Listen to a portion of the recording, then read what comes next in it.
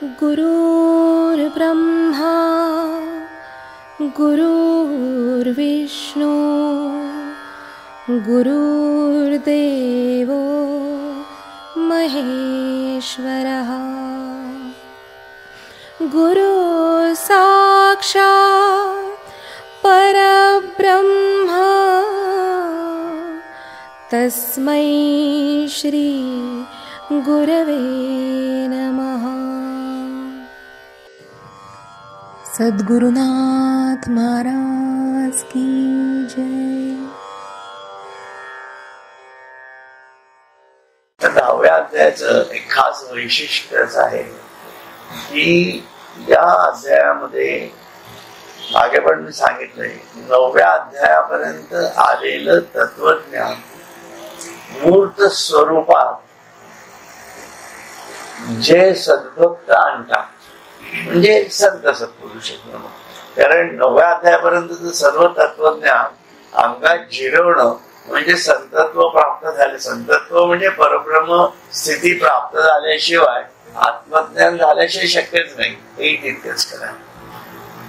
त्यामुळे अशा व्यक्ती माझ्या विभूती कशा असतात हे एक प्रकारे वेगळ्या अर्थाने सांगण्याचा श्रीकृष्णाचा प्रयत्न आहे.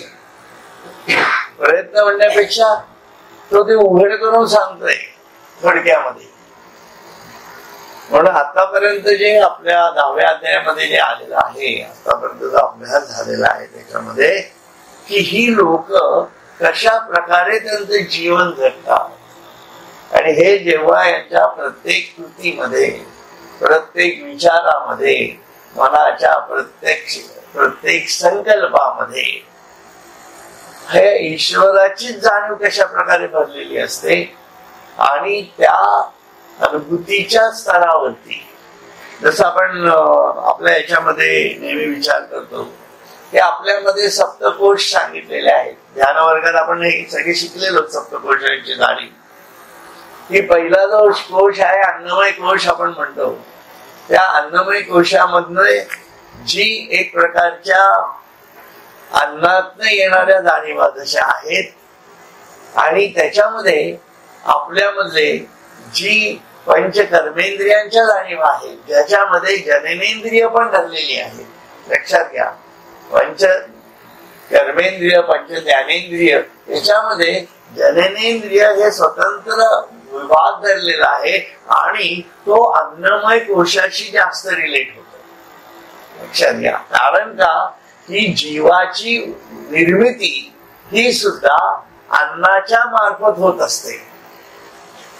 आपण जेव्हा धारण करत असतो स्वरूप जीवात्म्याचा, तर जीवात्म्याच्या विश्वात मी नेत नाही तुम्हाला आता, कारण तो विषय खूपच वाढेल.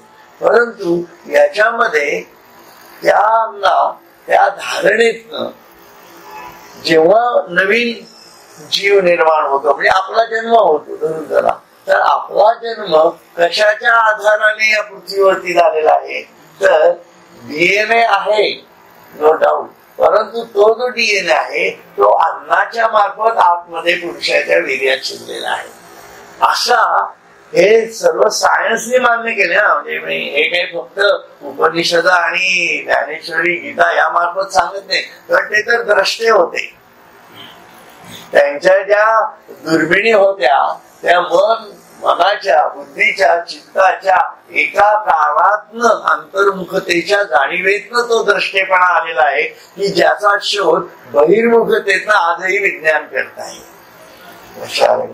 पण या अंतरंग चतुष्टयाच्या जाणीवेतनं जेव्हा या म्हणजे त्या सिद्ध होताना दिसत आहेत बघा आपल्याला सर्व गोष्टी. कुठलीही गोष्ट आपल्याला जेव्हा नवीन इन्व्हेन्शन म्हणून जे आतापर्यंत सायन्स म्हणत आलेलं आहे ते प्रत्येक इन्व्हेन्शन हे कुठेतरी डिस्कव्हरीज आहे हे नंतर शास्त्रज्ञांनाच मान्य करावं लागतंय. हा इन्व्हेन्शन आणि डिस्कव्हरीचा बेसिकली फरक आहे. म्हणून इन्व्हेन्शन माणसाच्या दृष्टीने आहे, ओके, फेअर इनफ, पण दॅट डझंट मीन की गुरुत्वाकर्षण माणसाने शोधायच्या अगोदर फळ झाडावरून खाली पडायच्या ऐवजी जमिनीवरून वरती पडत होतं असं कधीच घडत नव्हतं. लक्षात घ्या, म्हणून invention, there is nothing invention in this world असं म्हटलं तर वैज्ञानिक लोकांना राग येण्याची शक्यता आहे. पण आपल्याला त्याच्याशी काही कर्तव्य नाही, आपल्याला त्या वादातही पडायचं नाही. आपल्याला ज्या आपल्या आतमध्ये असणारी जी परमश्रेष्ठ वस्तू आहे त्या वस्तूच्या ज्ञानापर्यंत जाण्याची आवश्यकता आपल्याला आहे, सगळ्या जगाला आहेच. म्हणूनच वैज्ञानिक बहिर्मुखतेतनं शोधतायत. हे निर्माण कोणी केलं, पण त्यांना अजून तो शोध लागलेला नाही. आणि आपल्या द्रष्ट्या ऋषी मुनींनी उपनिषदांपासून शोधून ठेवलेलं आहे. आता हे जसं जसं त्यांच्या दृष्टीने इन्व्हेन्शन होईल, आपल्या दृष्टीने डिस्कव्हरी होईल, हे जसं घडेल तसं घडेल. तो विषय आपला नाहीये. तो नियतीच्या कालचक्रावर अवलंबून असणारा, काळाच्या अधीन असणारा विषय आहे. त्यात न शिरलेलं बरं. म्हणून हा जो अन्नमय कोश आहे, हा अन्नमय कोश, त्याच्यावरती बरोबर असणारा वासनामय कोश, त्याच्यामध्ये कार्य करणाऱ्या सर्व प्राणशक्ती, प्राणमय कोश, आणि याच्यामध्ये मग येणारा आपला पुढचा मनोमय कोश आहे. पण या सर्व जाणीवा मनाच्या दृष्टीने बांधल्या गेलेल्या आहेत. पण मन त्या कोशांमधनं फिरत आहे. म्हणजे आपण नेहमी म्हणतो आता आपल्याला काय छान वाटतंय, बरोबर आहे की नाही, पण आमच्या किचन मधनं उद्या बटाटे वड्याचा वास आला तर लागलीच मन त्या वासावरती जाते बघा. मग हे येते कुठलं आठवण, म्हणजे जरी म्हणजे शब्द स्पर्श रूप रस गंध या जाणीवा जरी असल्या तरी मन तिथं भरतीने सूक्ष्मात आत शिरतं, ती लागलीच जाणीव शरीरामध्ये होते. म्हणून चिंच समोर धरली तर बँडवाल्यांना सुद्धा बँड वाजवता येत नाही असं म्हणतात. त्याची कारण काय आहेत अरे का लक्षात. म्हणून हा शोध आपल्याला घ्यायचा. याचं का घडतंय, आपण बाहेरच्या गोष्टी खूप पाहिल्या आतापर्यंत, जगातल्या सर्व गोष्टी पाहून झाल्या, पण आपल्या आतच हे का घडतंय आणि कोण घडवतंय. अध्यात्म म्हणजे वेगळं काही नाहीये. आत काय घडत आहे याचा आपण अंतर्मुख होऊन विचार करणं ही साधना आहे. साधना म्हणजे फक्त ध्यान करणं, फक्त देवाचं जप करणं, फक्त पूजा करणं याने काहीच मिळणार नाहीये. कारण हे सगळं बहिर्मुख आहे. अंतर्मुखाच्या जाणीव, अंतर्मुख करणं म्हणजे काय, तर आपल्या आतमध्ये हे कसं घडतंय ही स्वरूपाची जाणीव आपल्याला सतत तेवत ठेवता यायला पाहिजे. हा अभ्यास आहे. जसं आपण एखाद्या डिग्री घेतो, MA करतो, ME करतो, BE करतो, डॉक्टरेट करतो, हे सगळं करतो. हा अभ्यासाने झालं नाही. हे प्राप्त कशामुळे झालं आपल्याला, म्हणजे ते मन बुद्धी चित्त अहंकार आपण बहिर्मुखतेतल्या व्यावहारिक दर्जातल्या गोष्टी समजून घेण्यासाठी वापरल्या. त्यात यश मिळालं का नाही मिळालं म्हणावं, मिळालं की यश आहे की नाही. त्याच्यावरती तर आतापर्यंत जीवन आपण सगळं जगत आलो. मग तेच मन बुद्धी चित्त अहंकार मी या अभ्यासासाठी वापरले तर तोच विचार आहे. लक्षात घ्या, तस्मात विचार करा. हे जे रामदास स्वामी सांगतायत तो हा विचार अशा प्रकारचा आहे.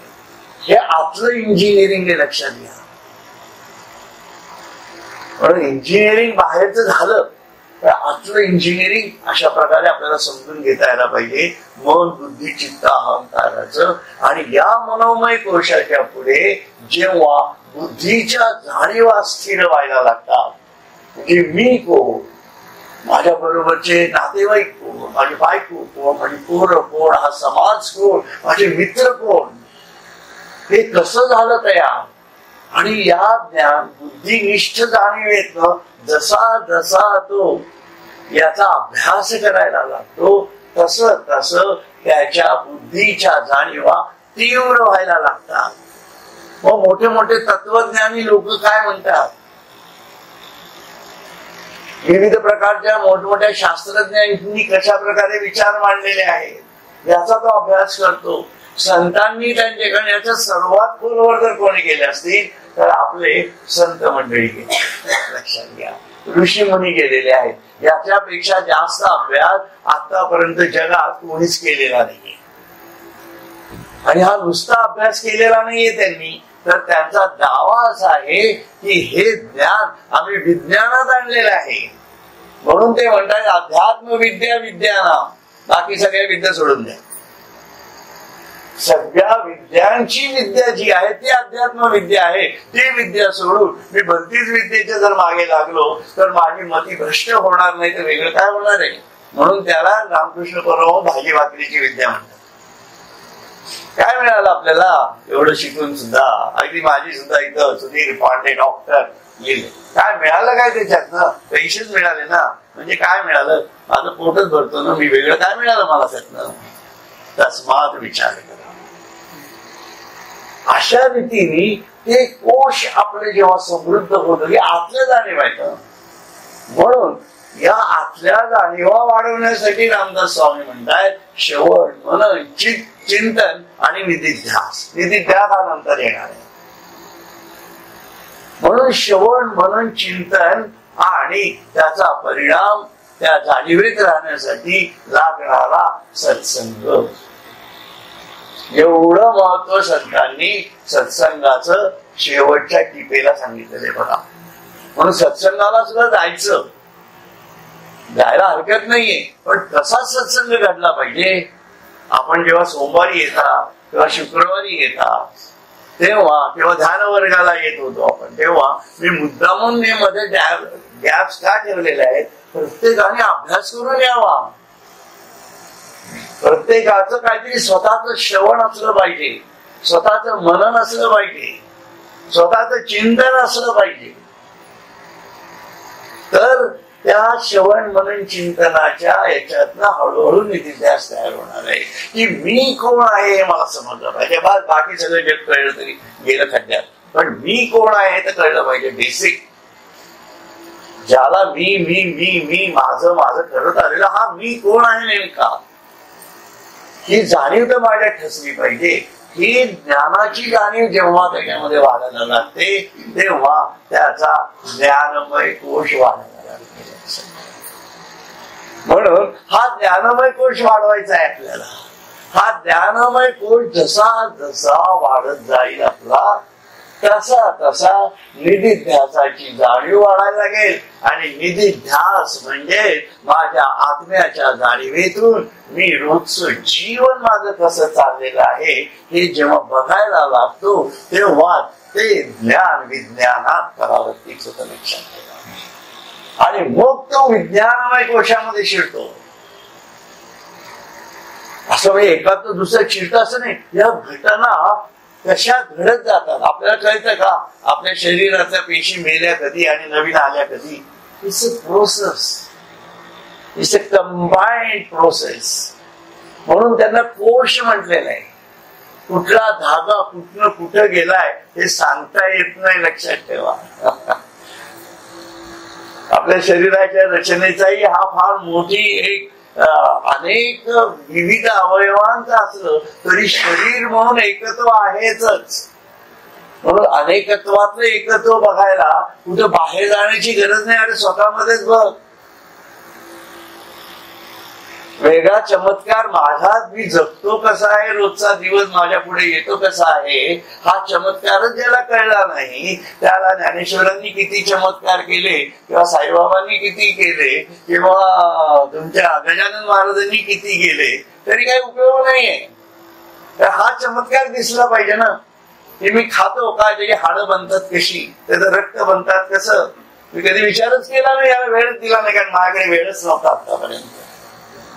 आणि मला ते कुठं तरी मग या वयाच्या जाणीवेतनं जाणवणं गरजेचं आहे लक्षात ठेवा.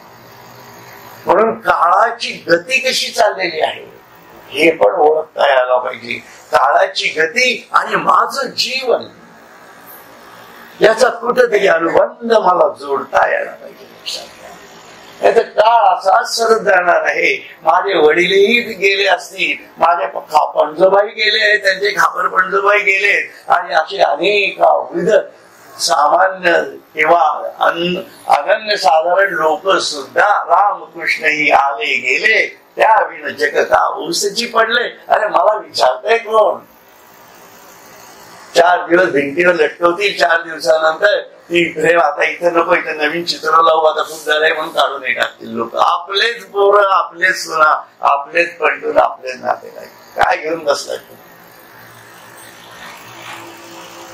म्हणून हा विचार जेव्हा तो माणूस करायला लागतो आणि त्या संतत्वाच्या जाणीवेच्या जवळ जवळ यायला लागतो आणि मग त्याला स्वतःच्या आत्मज्ञानाची जाणीव होते की मी कोण आहे, तेव्हा त्याला समजतं की मी म्हणजे ब्रह्म आहे, मी तो आहे.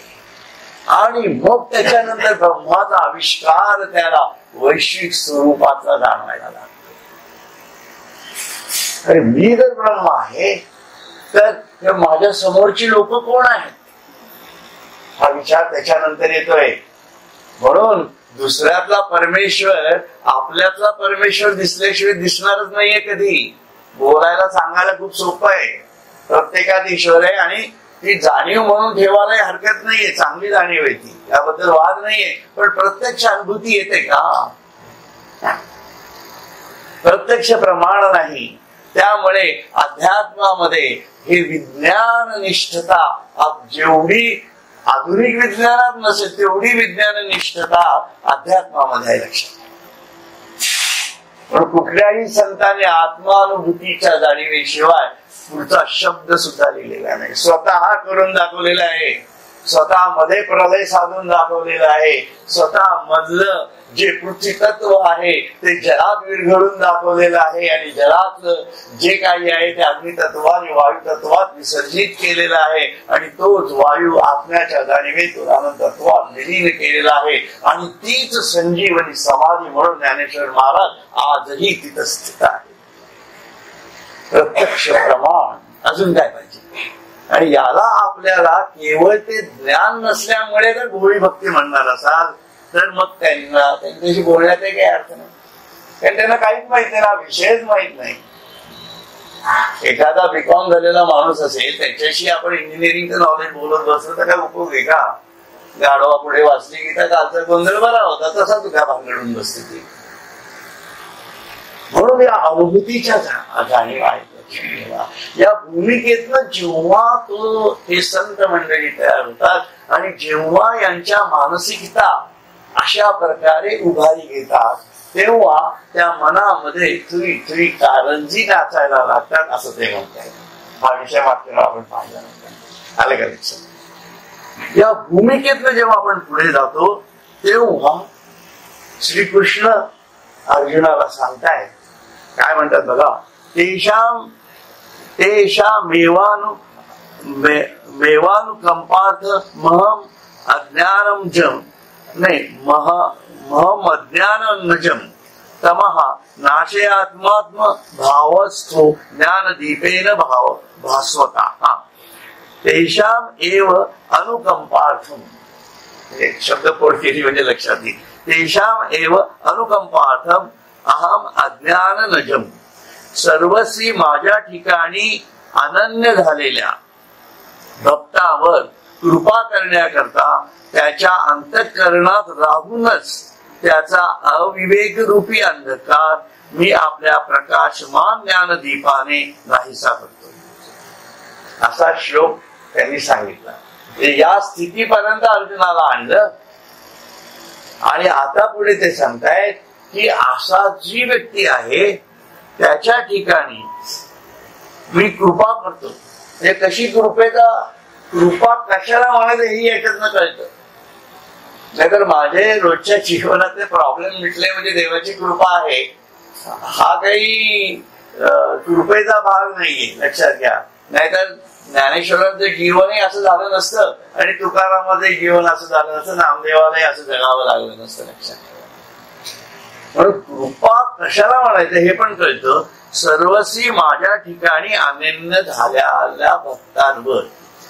म्हणून समर्पण जे आहे हे टोटल समर्पण म्हटले आहे.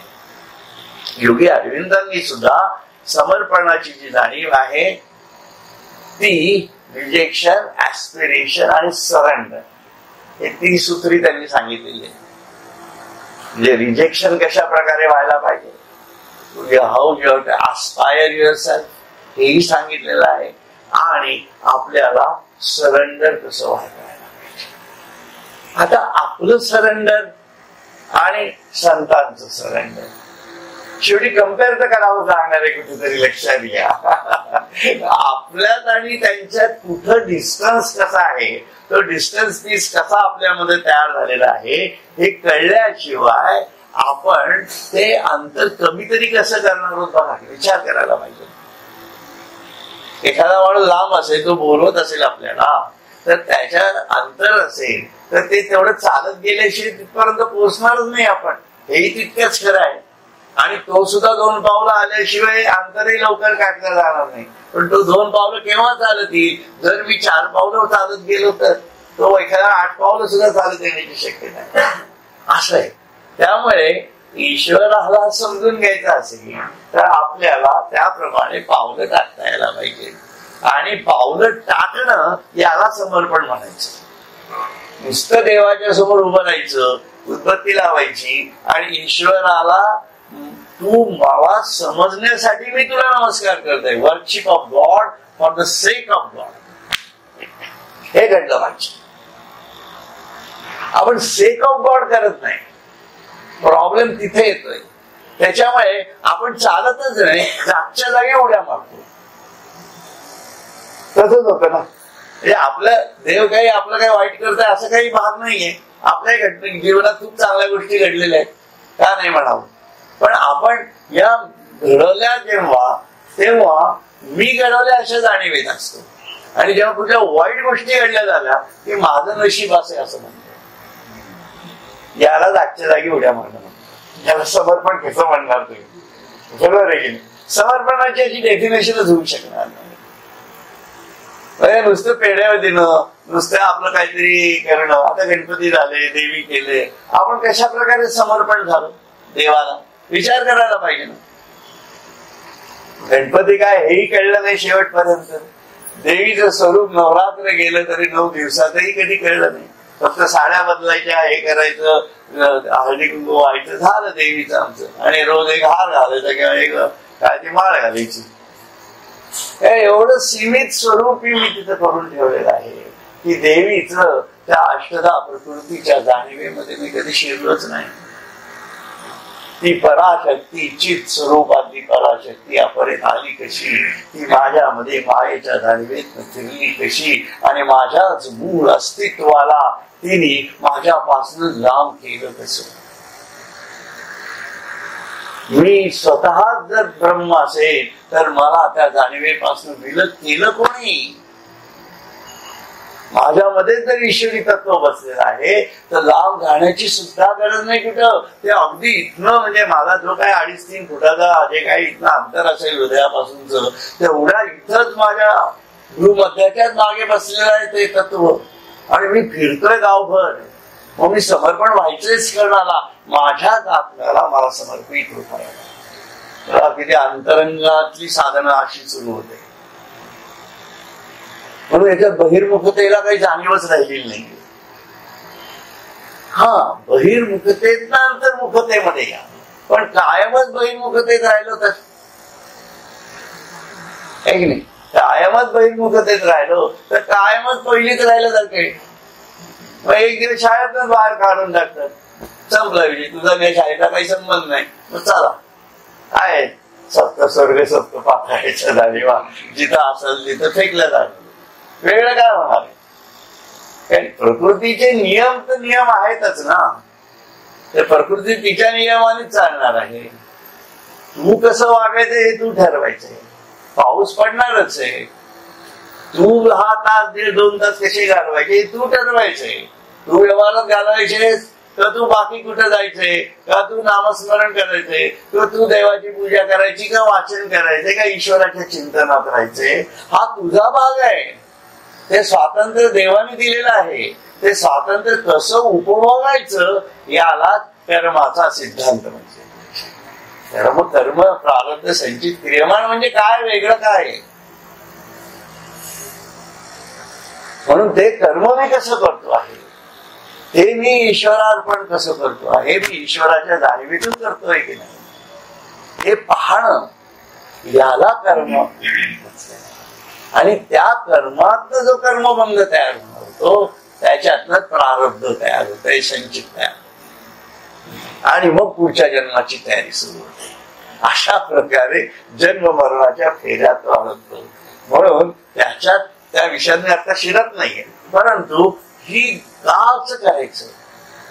म्हणून तो जो ईश्वर आहे तो अशी व्यक्ती जेव्हा त्याच्या कोशांच्या जाणीवेतनं, ज्ञानमय कोशाच्या जाणीवेतनं विज्ञानमय कोशात शिरत असते, आणि विज्ञानमय कोशाच्या याच्यातनं त्याला अनुभूती येते की पूषण्ये कर्षे यमसूर्य प्राजापत्य विवरश्मीन समूह. विवरश्मीन समूह म्हणजे हे सर्व जे संपूर्ण जगद्व्याप स्वरूप आहे त्या प्रत्येकामध्ये तेजाची जाणीव त्याला दिसते आहे. जे आपण सर्वजण इथं आलेला आहात, तर हे प्रत्येक व्यक्ती म्हणजे ईश्वराचं मंदिर आहे. त्यानं व्हावं. आपल्या प्रत्येकात जर ईश्वर बसलेला असेल तर प्रत्येकाचा देह हा ईश्वराचं मंदिर नाही काढू शकत. त्याने आपलं मंदिर सजवायचं आहे, लक्षात ठेवा. पण बाहेरची मंदिरं खूप, अगदी आपण दिवाळीत काय, दसऱ्यात काय, कुठल्या विविध ठिकाणी रंगवतो, आपलंही घरातलं देवघर सजवतो, नाही असं नाही. परंतु या मंदिराचं काय, जिथं प्रत्यक्ष परब्रह्म त्याच्या आत्मचित स्वरूपात मध्ये त्यांनी स्थापित करून ठेवलेलं आहे, आणि ते त्या प्रकृती मातेने जाणून दिलेलं आहे, जिचे नवरात्र आपण साजरे करतो. त्या ईश्वराचं विभाजन, अनेकत्वाचं ते त्या पराशक्तीचं कार्य आहे, जिने अपरेमध्ये जाऊन या संपूर्ण अष्टधा प्रकृतीत शरीर बनवलं, आणि तिच्यामध्ये हा चित्त त्याचा अविभाज्य भाग स्थापित केलेला आहे.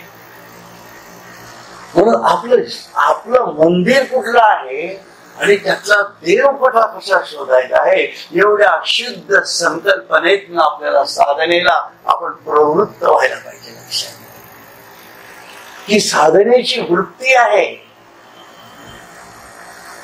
म्हणूनच स्वामी म्हणतात, शुद्ध स्वरूप देवा तव आद पाद तोवी नेत्रात मी शलाका. तुझं दिव्य अर्पितो मी, दिव्य अर्पण करते देवा. म्हणजे माझं हे जे जीवन आहे 24 तासाचं, हे जीवन तुझ्या जाणीवेतून, त्या दिव्यतेच्या जाणीवेतून मी तुला समर्पित करतो आहे.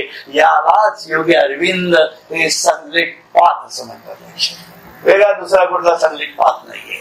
हे ज्योतिर्मयी मार्ग आहे आपल्या जीवनाचा. आपण त्याच्यासाठी या देहाला मंदिर समजून त्याची शुद्धता राखता यायला पाहिजे. त्याच्यासाठी यमनियमांची गरज आहे. अध्यात्म कुठे काही वेगळं, काहीतरी जगा वेगळं आपण करतोय असा जो समज झाला आहे ना, त्याचं कारण हे आहे की बहिर्मुखतेच्या जाणीवा एवढ्या वाढलेल्या आहे की आपण काहीतरी वेगळं करतोय असं आपल्याला वाटतंय. म्हणजे लाखो मूर्खांमध्ये एखादा शहाणा माणूस असेल तर त्या शहाण्याला जसं वाटतं की अरे मी तर मूर्ख नाही ना, तशातला प्रकार आहे. कशाचा प्रकार आहे हा? तुम्ही जर वेड्याच्या इस्पितळात गेलात ना आणि एकटे तुम्हाला जर आत सोडलं ना, एकटे जाऊन बघा, म्हणजे तुमच्या लक्षात येईल. तो पूर्वी एक पेडगाव ते शहाणे म्हणून आमच्या वेळेस सिनेमा होता, तुम्ही पाहिला तर बरोबर. त्याच्यात कसं दाखवलेलं आहे की नाही. तर हे जे गणित आहेत म्हणजे काय होतं, अनेक वेळे आहेत त्या आपल्याला वेळ लागायची पाळी येते. कारण त्यांना आपण शहाणच करू शकत नाही. There is a limitation for us. बरोबर आहे. म्हणून ते ईश्वरावर सोडून द्या. आपल्याला कळलंय ना, आपण शहाणे व्हा. हा मार्ग आहे, हा संतांचा मार्ग हा असा आहे, लक्षात घ्या. म्हणून शहाणे करून सोडावे सकळ जन हा आपला भाग नाहीये. हा आपला भाग नाही, हा आता ईश्वराचा भाग आहे. म्हणून आपणाशी जे जे ठावे इतराशी सांगावे इतपत ठीक आहे, पण शहाणा करून सोडावे हा आपला भाग नाही, लक्षात घ्या. म्हणून सत्संगाला येत असं तर ज्याचं त्यांनी शहाणा व्हायचं. आपण सांगतोय ज्ञानेश्वरांनी काय सांगितलंय ते, म्हणून ज्ञानेश्वरांना नमस्कार करा आणि म्हणा हे आम्हाला शहाणं करा, असा तो भाग आहे. म्हणजे काय होतं, आपला अहंकार वाढत नाही. आपण कशाला उगाच मोठेपणा घ्यायचं, कारण आज आपण काय जगलो आहोत, आपण काय आहोत आपलं आपल्याला माहिती असतं, प्रत्येकाला माहिती असतं. ते वेगळं सांगायची काही गरज नाही. फक्त आपण आपल्याला ओळखायचं. अध्यात्मामध्ये सांगण्यापेक्षा आपण आपल्याला ओळखण्याची प्रक्रिया फार मोठी आहे आणि त्याला साधना म्हटलेलं आहे. म्हणून अशी जी व्यक्ती आहे तिच्या त्या भक्तावर कृपा करण्याकरता त्याच्या अंतःकरणात राहूनच, आता त्याच्या अंतःकरणातच राहतात म्हणजे काय, मद हृदयी सद्गुरु.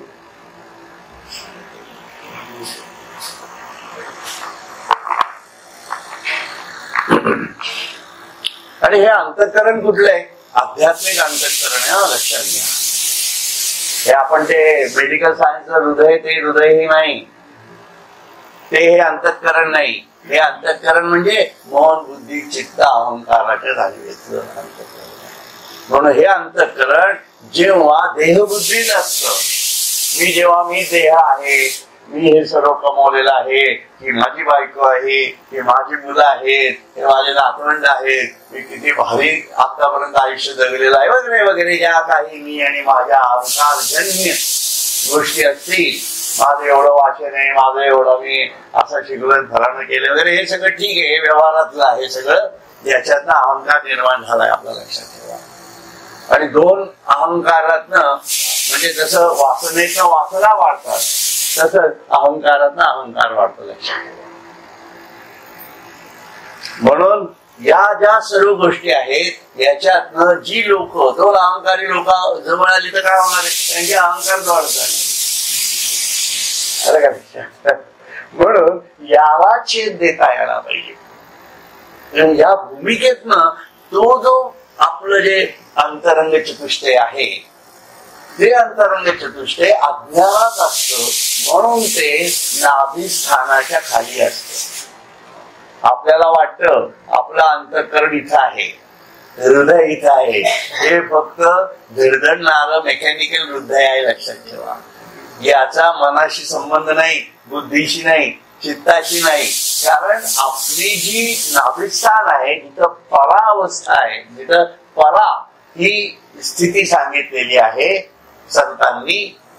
त्या स्थितीमध्ये आपली सर्व देह बुद्धी अडकलेली असल्यामुळे सर्व मन संकल्प विकल्पाच्या जाणीवेत सतत गुंतलेलं असतं. जाऊ का नको, करू का नको, खाऊ का नको, पिऊ का नको, सगळं संकल्प आणि विकल्प. संकल्प आला की विकल्प आला, हा मनाच्या जाणीव आहे.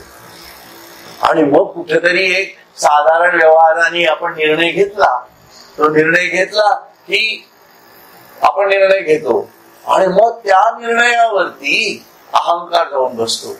मी सांगतोय ना असं करायचं, बस असंच करायचं, असं घडतं ना. हा आपल्या विचार, देहबुद्धीतला जाणीवांचा विचार आहे. म्हणून ते अंतःकरण जे आहे ते नाभिस्थानाच्या खालच्या स्तरावरती आहे, म्हणून त्याला देहबुद्धी म्हटलेलं आहे. त्या देहबुद्धीला आत्मबुद्धीत परावर्तित करावं लागतं. म्हणून सोहमचा श्वास घेत असताना नाभीपासून ब्रह्मरंध्रात घ्यावा लागतो आणि तिथं मन आणि बुद्धी एकाकार करावी लागते. एकाकार म्हणजे काय, माझं ध्येय मला प्रथम स्थिर करावं लागतं की मला परमेश्वर ईश्वर प्राप्ती करायची आहे आणि तो ईश्वर माझ्या आत बसलेला आहे आणि मी म्हणजे खरा तो आहे. सोहम. एवढ्या जाणीवेतनं जेव्हा तो श्वास घ्यायला लागतो म्हणजे त्याचं मनही त्या श्वासावर, तिथं विकल्प नाहीच, त्या ध्येय स्थिर झालेलं आहे. बरोबर आहे. आपण बीई होताना किंवा एमकॉम होताना, MSc होताना ज्या काही शिक्षण करत असतो आपण, त्यावेळेला काही आपल्या डोक्यात विकल्प असतो का? बीईच्या लास्ट इयरला आला किंवा MScच्या लास्ट इयरला आला म्हणतो का नाही मी उगाचच MSc होतोय म्हणून आता मी बदलतो नाही, असं म्हणत नाही. कारण तिथे विकल्प नाही, मला संकल्पच ठेवावा लागतो. तिथे विकल्पाला थारा नाहीये. मग ही लढाई सुद्धा अशी जिंकावी लागणार आहे. हिचं एकच ध्येय, तिथं विकल्पच नाही. मी कोण याचा शोध हाच संकल्प, विकल्प नाही.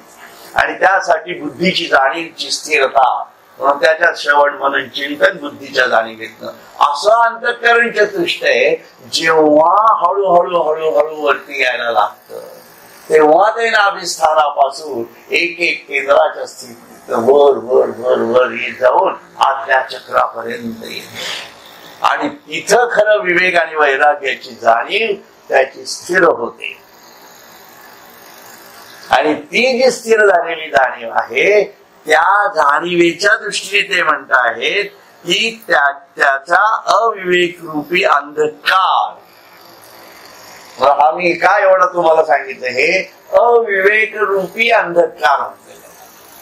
कारण आपण जो व्यवहारातला विवेक करत गेलो त्या प्रत्येक विवेकामध्ये माझं काय बरं होते का हे पाहत आलेलं आहे. आणि माझं म्हणजे कोण? मी म्हणजे शरीर या गाडीच. आणि या शरीरातून मला सर्व सुख दुःख मिळत आहे अशी एक भ्रामक समजूत आहे आपल्याला. परंतु माझ्या जन्माच्या अगोदरही मला शरीर नव्हतं आणि माझ्या मेल्यानंतरही मला शरीर नसणार आहे. यासाठी मरणाचं स्मरण असणं गरजेचं आहे. म्हणजे शरीराशिवाय मी कुठला तरी वेगळा आहे, तो मी कोण आहे प्राथमिक हे मला कळून घेता यायला पाहिजे. म्हणजे कुठेतरी वेगळ्या जाणीवेत मला जाता यायला पाहिजे. म्हणजे हा जो अंधकार जो माझ्या मनात भरलेला आहे ह्याच कारण हा अहंकार अशा स्वरूपातला माझ्यात आहे. कारण मी भलत्याच गोष्टी खऱ्या कसं मानतोय ज्या प्रत्यक्षात खऱ्या नाहीतच आहे. खऱ्या नाहीतच म्हणजे मला दिसतायत तर सत्य आहे, पण हे काही परमसत्य नव्हे. लक्षात घ्या, सत्य आहेच, प्रश्नच नाही. मी दिसतोय तुम्हाला, तुम्ही मला दिसताय, मला लाईट दिसतंय, मला भिंत दिसते, मला दरवाजे दिसत आहेत, माणसं दिसत आहेत, जनावर दिसत आहेत, सर्व दिसतंय. हे सत्य आहेच, परंतु हे सर्व नाशिवंत आहे हे पण तितकंच सत्य आहे. म्हणजे जे पुढे जाऊन असत्य होणार आहे, नाशिवंत होणार आहे, म्हणजे माझ्या दृष्टीने असत्य झालं ना. दिसत नाही ना आता. मला दिसतात का आमचे पणजोबा, मला दिसतात का आपल्या पणजी कोणाच्या? आपली जाता नाशिवंतापर्यंत स्टेज यायला लागलेली आहे, तर ते कुठनं दिसायचे आपल्याला? लक्षात आले का? म्हणून ह्या गोष्टी खूप म्हणजे आपल्याला काय म्हणतात त्याला अगदी अग्रेसिव्हली म्हणण्यापेक्षा रॅशनली समजून घेता यायला पाहिजे. आपुले मरण पाहिले ना डोळा, तो हा सोहळा अनुपम्य असे जेव्हा तुकाराम महाराज वयाच्या 46व्या वर्षी म्हणतात तेव्हा आपल्याला त्यांची रॅशनॅलिटी काय हे कळलं पाहिजे. आपल्या घरात कोणी म्हटलं की आता मी मरतो की लागली तोंडाला लाव असं काही अभद्र बोलत जाऊ नका म्हणतात, आहे की नाही? म्हणून रोज मरून बघा. मी कालच सांगितलं ध्यान वर्गात, रोज मरून बघा दुपारी की आता मी मेलेलो आहे. काय हरकत नाहीये, काय मरत नाही त्याच्यामुळे लागली. पण कल्पना मानस पूजा करतो ना आपण, तशी आपली मानस पूजा करून बघू की मी मेल्यानंतर कुठे जाणार आहे. आणि मग वर्ण बघा ही पोरं काय करणार आहेत, मला काय खांद्यावर घेतली, जाळून टाकली वगैरे वगैरे. आता तर काही सोपं झालंय. ते फेऱ्या बिऱ्या मारायची कारण ना ढकलला की गेला आणि हवेत बिल. पण हे वास्तव तर नाकारून चालणार आहे का? मग हा अंधकार नाही का? म्हणून हे बुद्धीने पट्ट नाही असं नाही, लक्षात घ्या. हे वारंवार बुद्धीने पट्ट आहे, पण बुद्धीने पटलं तरी त्याप्रमाणे श्रद्धा बसत नाही. पण कारण ते पूर्णपणे पटलेलं नसतं, पूर्णपणे पटलेलं असतं. आणि हे पूर्ण पटणं जेव्हा पटावं असं जेव्हा म्हणजे 9व्या अध्यायापर्यंत जेव्हा श्रीकृष्ण सांगत आले तेव्हा ज्ञानेश्वर महाराज म्हणतात झडझडोनी वाहिला निग ये भक्तीचे मार्गे लाग तरी पावसी अव्यंग निजधाम माझे असं म्हटलेलं आहे. मग याच्यासाठी आता ही वेळ आहे बघा. प्रत्येक गोष्टीची वेळ असते, योग्य वेळेला योग्य गोष्टी करणं हा पुरुषार्थ मानलेला आहे. बायका असल्या तरी त्यांचाही तो पुरुषार्थच आहे. पुरुष स्त्री हा फक्त या पृथ्वीवरचा फरक आहे. जन्माच्या अगोदर कोण बाई कोण पुरुष होतं का? मेल्यानंतर कोण बाई हे बाईचं भूत आहे का? असं काही नसतं जगात, लक्षात ठेवा. कारण ईश्वराच्या दरबारात हे काही नाहीये. ईश्वराचा दरबार म्हणजे हा संपूर्ण प्रकृतीचा विस्तार म्हणजे ईश्वराचा दरबार आहे. पण इथले नियम कळले पाहिजे, इथल्या घटना समजल्या पाहिजे, इथली सूत्र कळली पाहिजे, इथलं गणित कळलं पाहिजे. आणि प्रत्येक गोष्टीचं गणितीचं सूत्र आहे लक्षात. मॅथमॅटिक्स आहे पूर्ण, म्हणून त्याला इंजिनिअरिंग म्हटलेलं आहे. माझ्या पेशी किती निर्माण व्हायला पाहिजेत, माझ्या जीवात्म्याच्या जाणीवेप्रमाणेच निर्माण होणार आहे.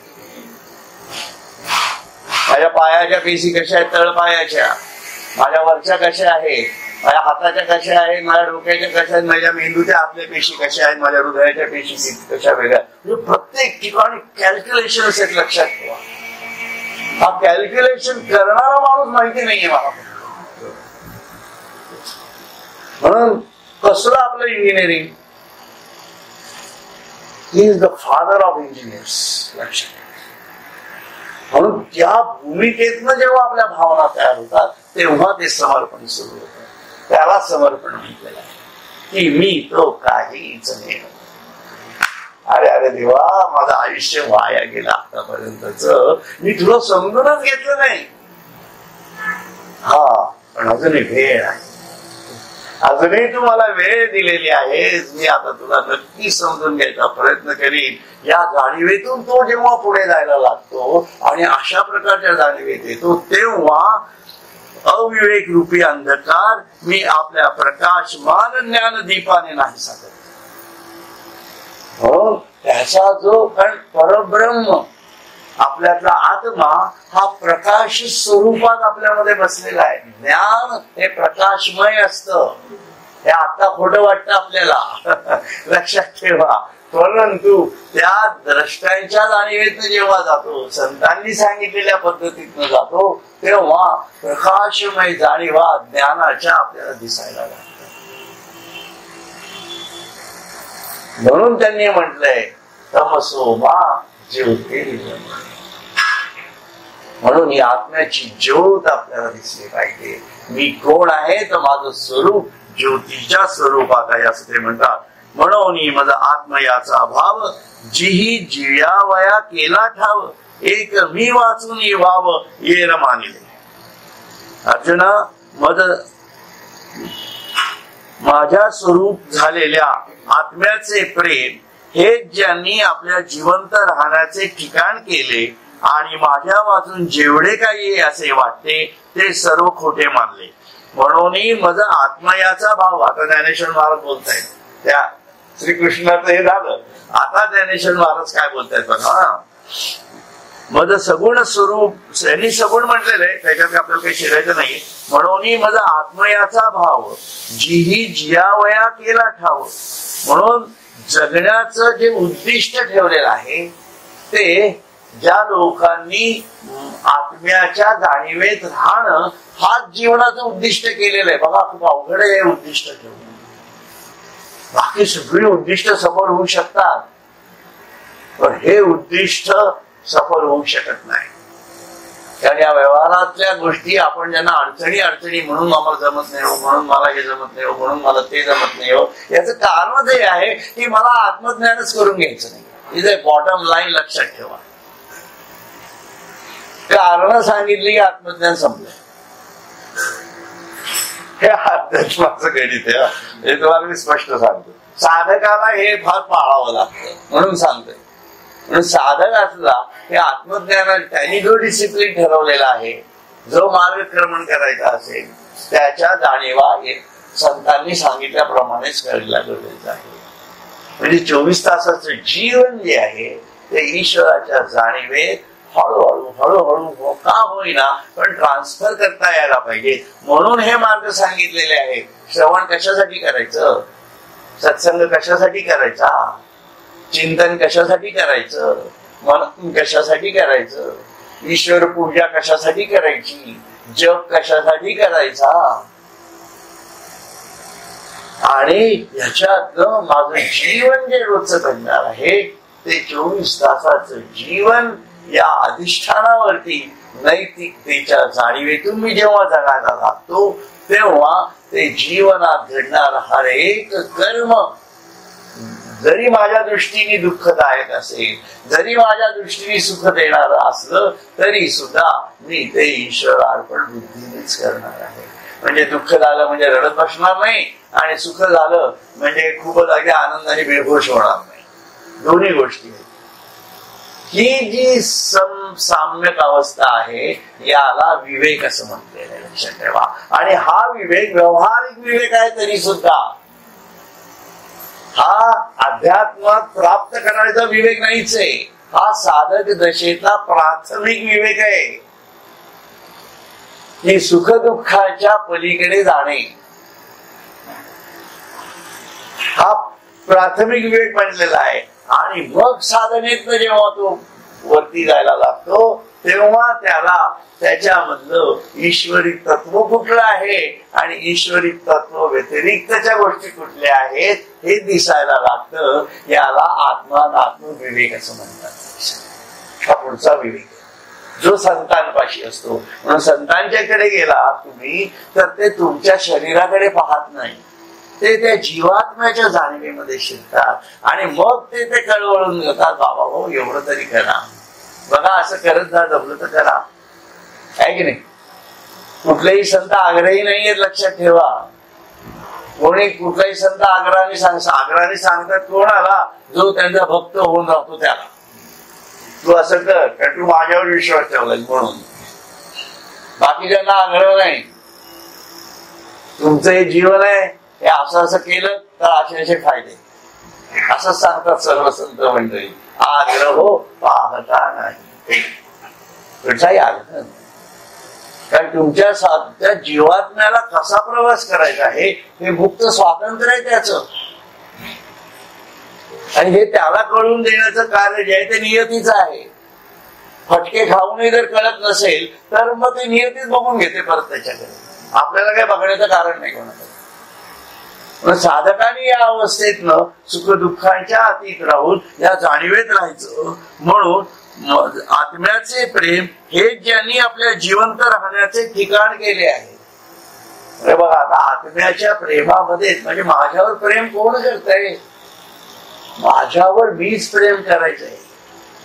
आणि तेही म्हणजे शारीरिक दृष्ट्या नाहीये, ते प्रेम आत्म्याच्या जाणीवेचं प्रेम आहे. आणि आत्म्याचं प्रेम म्हणजे त्या परब्रह्माचं प्रेम आहे की ज्याच्यामध्ये रिजेक्शन आहे, ऍस्पिरेशन आहे आणि सरेंडर आहे.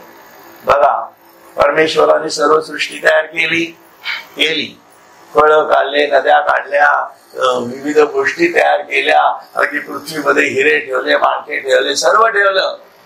एवढं मोठं ब्रह्मांड निर्माण केलं, आकाश तयार केलं, वायू तयार केला, पाणी तयार केलं, सर्व सर्व सर्व मनुष्य जात जीव मात्र तयार केले.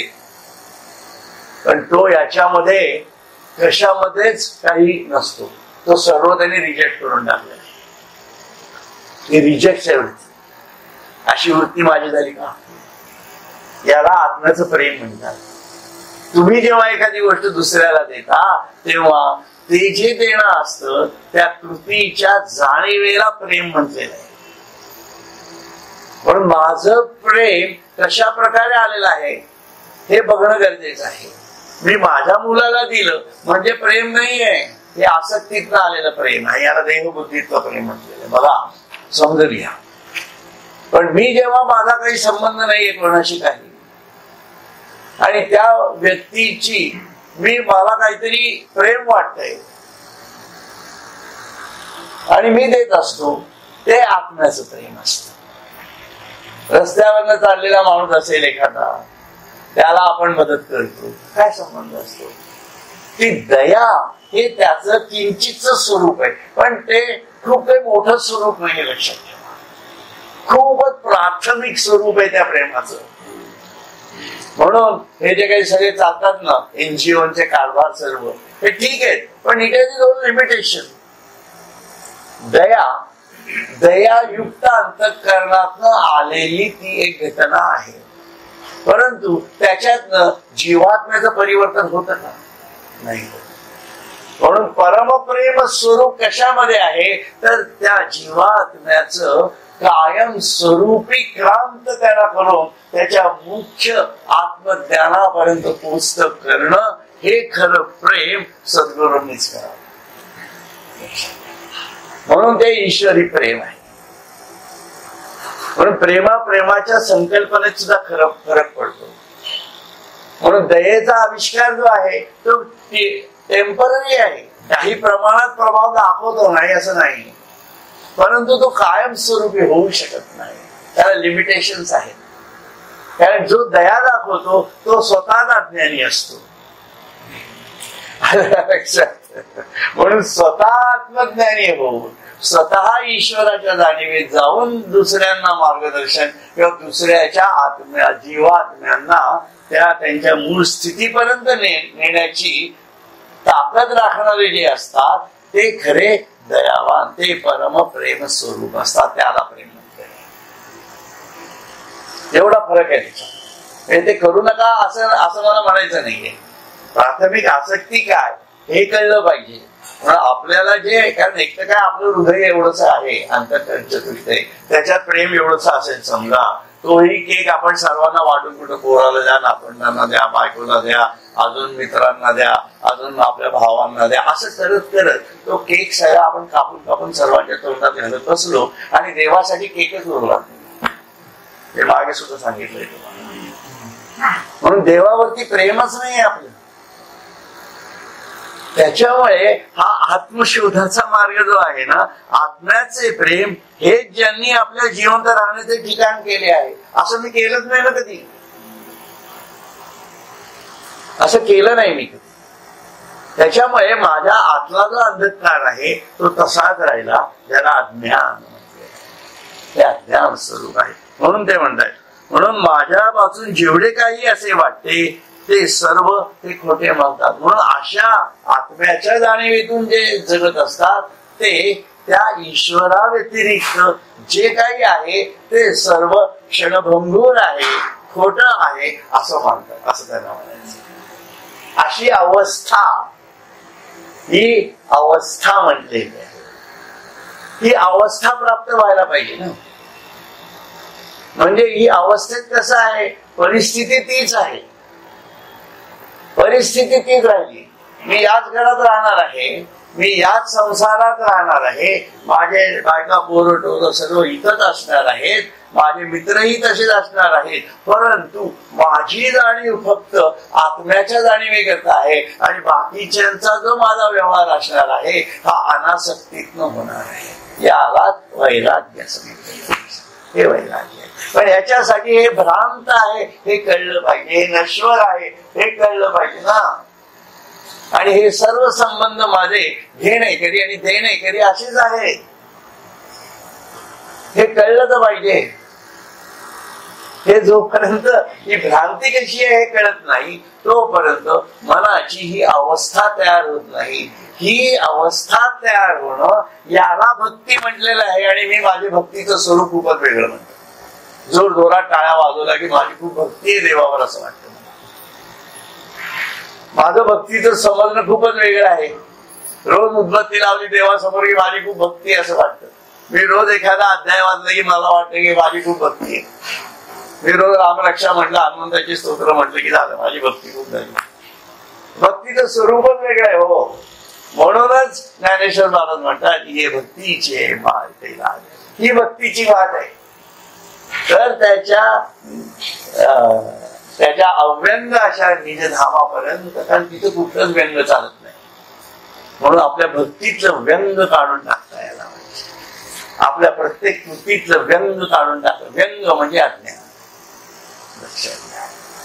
हे आपणच अव्यंग व्हायचंय थोडक्यामध्ये. आपण जर ईश्वर असू तर आपल्यातलं व्यंग आपणच काढायला पाहिजे ना. तरच अव्यंग होणार आहोत आणि तरच त्या निजधामाशी एकरूप होणार आहोत. अशुद्ध पाणी आणि शुद्ध पाणी जर एकत्र आलं तर शुद्ध पाणी अशुद्ध होणार आहे. आणि तो इतका निरासक्त आहे आणि तो इतका दूरस्थ आहे की तो तुम्हाला अशुद्ध राहत असाल तर तुम्हाला जवळ सुद्धा करत नाही. असली गणित आहेत सर. म्हणून विशुद्ध, शुद्धाच्याही पलीकडचं विशुद्ध, अशा त्या सर्व संकल्पना आपल्याला जोपासाव्या. कारण त्यांनी ही सर्व निर्मिती अत्यंत शुद्धीतनं केली. तो भाग आता काही घेता येणार नाही आपल्याला, परंतु ती संपूर्ण रचना इतक्या शुद्ध मनस्थितीतनं केलेली आहे, त्या मनस्थितीला अतिमानसिकता असं म्हणतात. योगी अरविंद जे अतिमानस म्हणतात, ती अतिमानसिकता आहे की ती अतिचेतनेपासून आलेली आहे. अतिचेतनता ही त्याची अवस्था आहे, ती सच्चिदानंद स्वरूप अशी अवस्था आहे. या भूमिकेत आपल्याला समजून घेता यायला पाहिजे. म्हणून तया तत्वज्ञान चोखटा, दिवी पोतासाची सुबटा, मग मीची होऊन दिवटा पुढा पुढा चाले. हे उत्तम योद्ध्या अर्जुना, या त्याच्या यथार्थ विवेक ज्ञान रूपी कापडाच्या अल्प ज्योतीचा मग मीच मोठा टेंबा होऊन पुढे पुढे चालतो. म्हणजे मी म्हणतो ना तुम्हाला की आता तरी मी 4 पावलं चाललेलो आहे, मी जीवन त्याप्रमाणे जगायचा प्रयत्न करतो आहे आणि 80%, 70%, 60% जीवन त्याप्रमाणे मी चालायला लागलेलो आहे. तेव्हा तो माझ्या अंतर्गतदृष्टयामध्ये त्याच्या ज्ञानाचा प्रकाश टाकायला लागतो. कारण माझं जे ज्ञान असतं ते खूप तोकड असतं, कारण माझ्या बुद्धीला लिमिटेशन्स आहे. मी अग्रबुद्धीच्या पुढे जाऊ शकत नाही. अग्रबुद्धीपर्यंत पोहोचणं पण अवघडच आहे की नाही. कारण हे ज्ञानेश्वरांच्या सर्व जाणीव अग्रबुद्धीतल्या आहे, त्या पचवणं अवघड जात, समजणंही अवघड जात. म्हणून त्या अग्रबुद्धीच्याही पलीकडे जिथं वेद सुद्धा नेती नेती म्हणतायत, न इथे हे नाही हे नाही हे नाही असं म्हणत गेलेले ते आहे की नाही. त्याच्यामुळे सर्वम खलुइदं ब्रह्म या जाणीवेपर्यंत मला जर शिरायचं असेल तर मी अशा प्रकारे चालतो, तेव्हा तो पुढे पुढे माझ्यापर्यंत यायला लागतो. लक्षात आलं. म्हणून त्याचा अर्थ असा आहे, तुम्ही 2 पावलं टाका, मी 4 पावलं पुढे. त्याचा अर्थ अशा प्रकारचा आहे. म्हणून तो मगाशी जे मी म्हणतो तुम्हाला की तो जो ऋषी म्हणतो भूषण मेकरशी यम सूर्य प्राजापत्य व्यूह रश्मीन समूह, हा सर्व ब्रह्मांड गोल जो आहे त्याचा समूह आहे. तेजो व्यक्ते रूपम, हे सर्व तुझं तेजस्वी स्वरूप आहे. तर ते पश्यामी, ते मी पाहतो आहे. ओ सहा असो पुरुषा सोहम अस्मी, तेव्हा त्याला तो अंधकार जाऊन प्रकाशाच्या जाणीवा त्याच्यात सुरू होतात आणि तेव्हा त्याला कळतं की मी ब्रह्म आहे. केवढी भक्तीची उच्च स्थिती आहे हे समजून घेणं म्हणजे सुद्धा त्याच्यासाठी एक पात्रता लागते. लक्षात घ्या, बौद्धिक लागते, मानसिक लागते आणि स्वतःला त्याच्या बरोबर साधनेची जोड द्यावी लागते. या भूमिका आहेत सर्व. आणि हे जीवन जे दिलेलं आहे ईश्वराने, आणि हे फक्त मनुष्य जन्मातच करू शकणार. लक्षात ठेवा, पुढचं कुत्र्याचा जन्म आला, डुकराचा जन्म आला, काहीचा कुठला काय येईना जन्म पुढचा, मनुष्या व्यतिरिक्तचा दुसरा कुठलाही जन्म आला तर तिथं मी करतो म्हटलं तरीही मला मिळणार नाही. अगदी मी मेल्यानंतर अगदी चांगला जरी वागत असलो, म्हणून मी मागच्या याच्यात सांगितलं, चांगलं वागणं म्हणजे काय खूप मोठी चांगली म्हणजे ईश्वर प्राप्तीचं लक्षण असं समजण्याचं काही एक कारण नाही. चांगलं वागणं हा एक त्याच्यातला दुय्यम स्वरूपातला गुण आहे नक्की, पण त्याचं स्थान. चांगलं वागल्याने ईश्वर भेटणार आहे का? खूप आनंदी राहिले की ईश्वर भेटणार आहे का? असं असतं तर ज्ञानेश्वरी एवढी सांगितलीच नसती ना त्यांनी, दासबोध एवढे लिहिलेच नसते. फक्त एका वाक्यात रोज आनंदी राहा, रोज फिरायला जात जा, रोज हे खात जा, रोज ते खात जा, व्यवस्थित सकाळी झोपत जा, दुपारी झोपत जा आणि मग थोडं झोपलं तर लोकांशी चांगलं वागा झालं. समजली ज्ञानेश्वरी. काय करायचंय बाकी उद्योग? खूप प्रखर आहे, लक्षात ठेवा. ते डायजेस्ट करायला सुद्धा एक वेगळी मनस्थिती लागते. म्हणून मी सांगतोय एवढे चुकीचं नाहीये, ही स्थिती आहे आपली. म्हणून याच्यात म्हणतात, कारण काय होतं, उद्या आपण मेल्यानंतर धरून त्याला आपल्याला देवाला नमस्कार करायचं म्हटलं तरी करता येणार नाही, वाचन करायचं म्हटलं तरी करता येणार नाही, काहीच करता येणार नाही. म्हणून ते जीवात्म्याचं विश्व काय आहे हे ध्यानवर्गात जे सांगितलेले त्याचा अभ्यास करा. त्याशिवाय मनुष्य जन्माचं महत्व कळणार नाही आपल्याला. सहज आले, सहज मिळते, सहज चाललंय, डोळे दिसत आहेत, पाहिले की दिसतंय, उठले की आपली बुद्धी चालतीये, सगळं सहज आहे ना. त्यात माझं काय आहे, मी काहीच करत नाहीये. हे ऍडिशन म्हणजे व्हॅल्यू ऍडिशन मनुष्य जीवनामध्ये ज्या करायच्या आहेत ते मन आणि बुद्धी यांच्याद्वारे चित्ताच्या समत्वाच्या जाणीवेत शिरायचंय आणि तिथून पुढे आपल्या स्वतःचा शोध घेणं, मी कोण याचा शोध घेणं. दिस इज व्हॅल्यू ऍडिशन. पशु का होत पनैया नर का कछु नहीं होत, नर करणी करे तो नर का नारायण होत. दिस इज व्हॅल्यू ऍडिशन. मी आयुष्यात 10 गाड्या घेतल्या, 4 बंगले बांधले, 10 फ्लॅट घेतले म्हणजे it's not a value addition. त्यांनी काय केलं, तुझ्या डोक्याची चिंता वाढवल्या. बघा ज्यांचे आहेत अशा प्रकारचे त्यांच्या डोक्याला किती चिंता आहे. 4-4, 10-10 वेळेला ते त्यांचे ते काय मृत्यूपत्र बदलत असतं. याच्या नावावर करू का, त्याच्या नावावर करू का, याच्या नावावर करू का, सगळं डोकं त्याच्यातच गेलंय. It's a fact.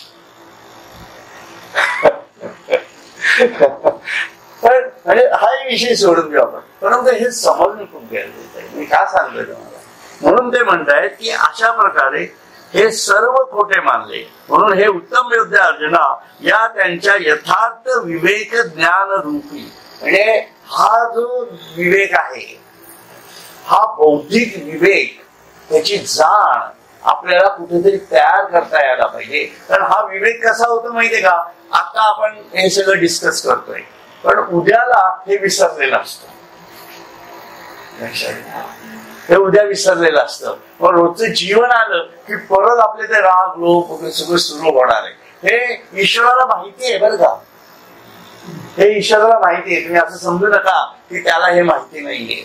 म्हणून ज्ञानेश्वर महाराज काय म्हणतात, तुम्ही याचा रोजच्या दिनक्रमामध्ये श्रवण मनन चिंतन नित्याच्या जाणीवेतनं जगत राहा सतत. आणि या ज्या जाणीवा आहेत या कापरासारख्याच म्हणता येते. कापूर कसा असतो, काही काळापुरता राहतो परत विझून जातो बरं का.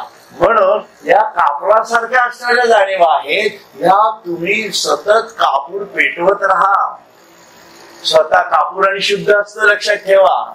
म्हणून तुमची शुद्धी सतत करत राहा आणि मग अशा प्रकारे तुम्ही काही काळ, कारण शेवटी कसं आहे की आपण एक 12 वर्षाचं तप धरलं कुठल्याही जाणी, कारण आपण प्रत्येक गोष्ट एखादी गोष्ट जर 12 वर्ष सातत्याने करत आलो ना तर ती गोष्ट प्राप्त होते. हे निर्विवाद सत्य आहे, कारण तो प्रकृतीचा नियम आहे.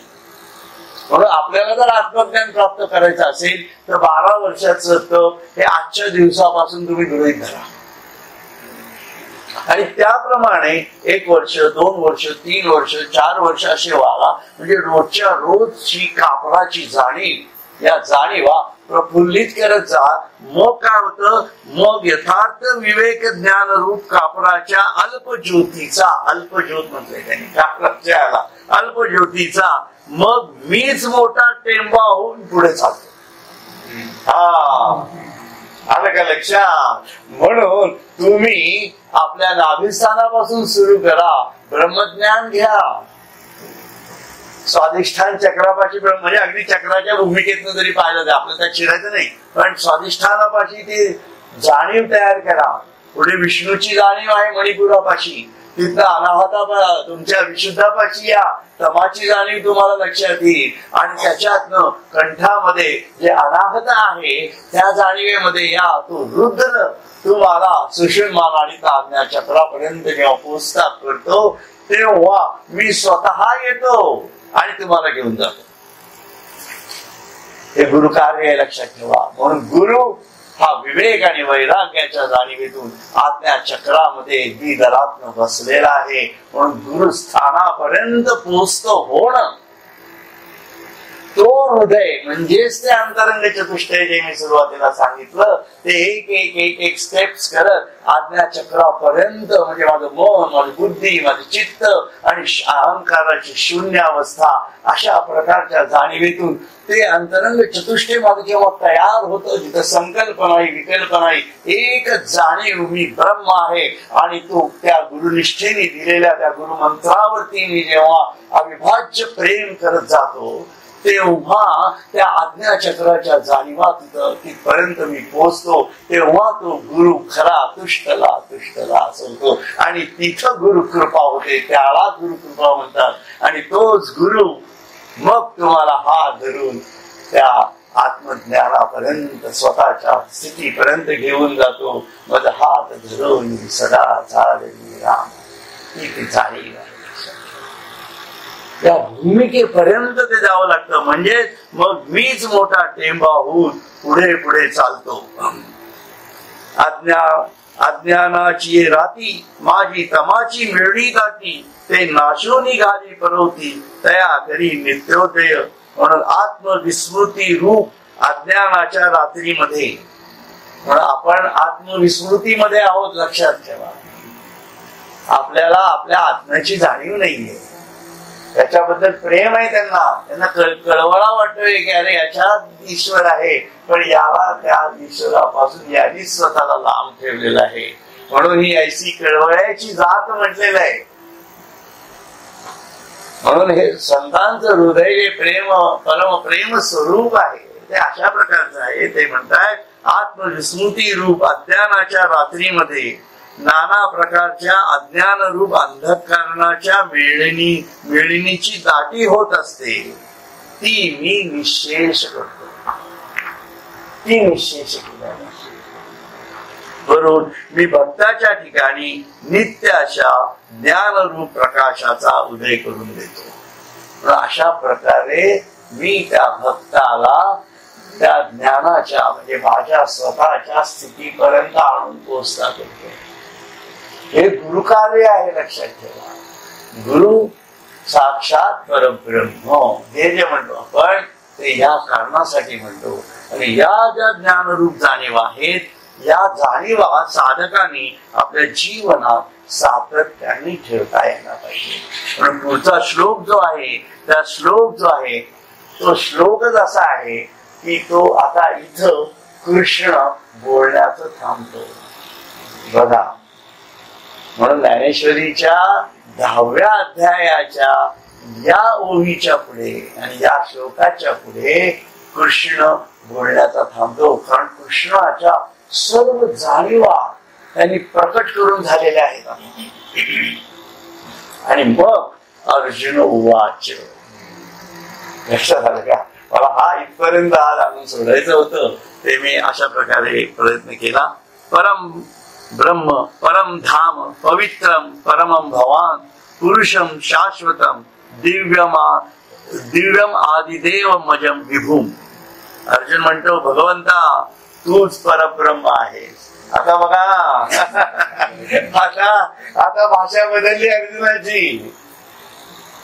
खूप सुंदर आहे, हा टर्न आउट आहे. म्हणून आत्मज्ञानाच्या जाणीवेमध्ये जेव्हा पूर्णपणे कृष्णाने त्याला संपूर्ण ब्रह्मांड विस्तारापासून सर्व सांगून झालं आणि हे सर्व मी करतो आहे, या सर्व माझ्या विभूती आहेत, किंबहुना प्रत्येक जीव मात्र जो आहे तो सुद्धा मीच आहे आणि त्या प्रत्येकाच्या डोळ्यातून मी ब्रह्म कसा आहे पाहत असतो.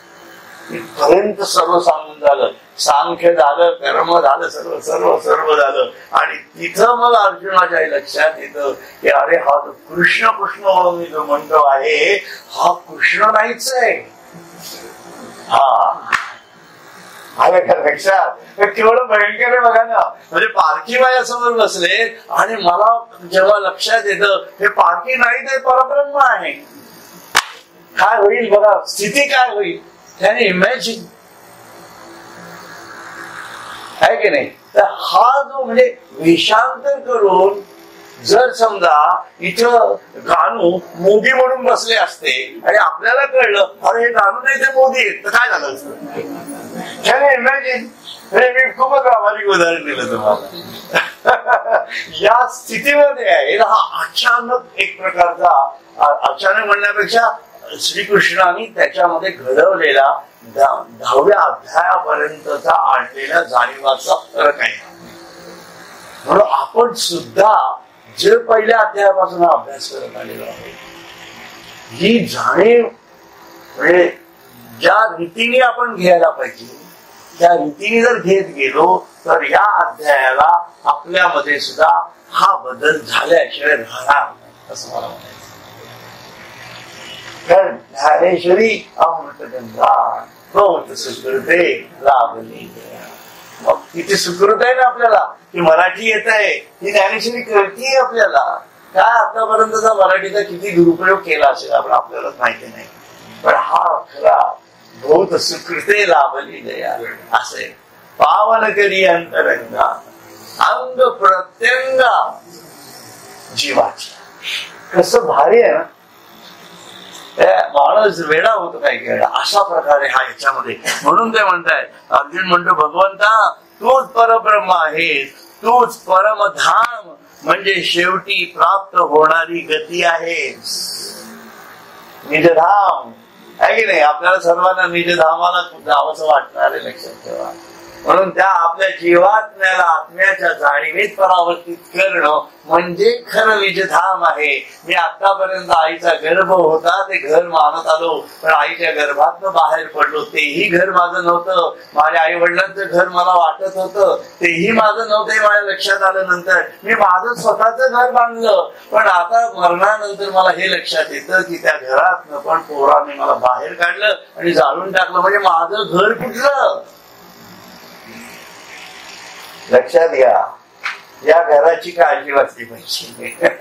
हे निजधाम माझं घर आहे, म्हणून तिथं तू मला गती देतो सर्वांना असं म्हणताय. अत्यंत पवित्र तूच आहे, शाश्वत दिव्य आदिदेव जन्मरहित व व्यापक असा पुरुष तो तूच आहेस.